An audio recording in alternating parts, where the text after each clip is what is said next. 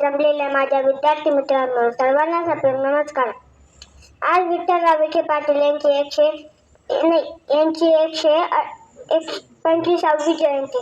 त्यांचा जन्म 12 ऑगस्ट 1897 रोजी लोणी बुद्रुक येथे सामान्य शेतकरी कुटुंबात झाला. त्यांचे शिक्षण इयत्ता 4थी पर्यंत झाले.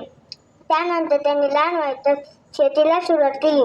त्या काळी शेतकऱ्यांच्या जमिनी कर्जबाजारीपणामुळे सावकारांच्या घशात गेल्यामुळे ते कंगाल बनले होते.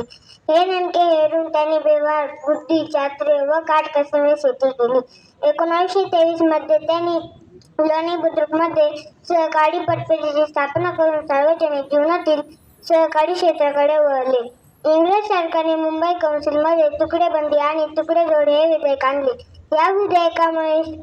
या विधेयकामुळे शेतकऱ्यांच्या जमिनीचे तुकडे सावकारांच्या खिशात जाऊन ते जमिनीला मुकणार होते.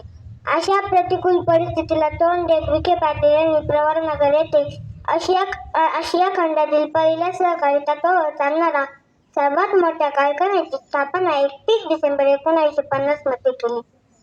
पुढे ऑक्टोबर 1974 मध्ये प्रवरा हॉस्पिटलची स्थापना केली. त्यामुळे येथील व बाहेर गावची गोरगरीब लोकांना मोफत उपचार घेता येऊ लागला.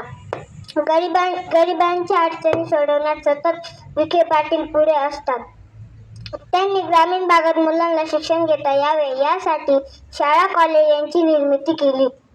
त्यांच्या याच कामाची दखल घेत महाराष्ट्र सरकारने 1961 मध्ये पद्मश्री पुरस्काराने गौरविले.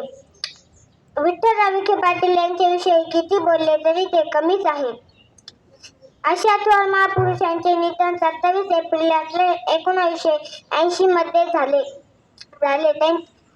पुढे त्यांचे चिरंजीव श्री बाळासाहेब विखे पाटील व नातू श्री राधाकृष्ण विखे पाटील यांनी जोमाने त्यांचा वारसा पुढे चालवला.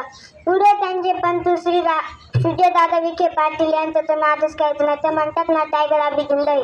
एवढे बोलून मी माझे 2 शब्द संपवतो. जय हिंद, जय महाराष्ट्र, जय पद्मश्री.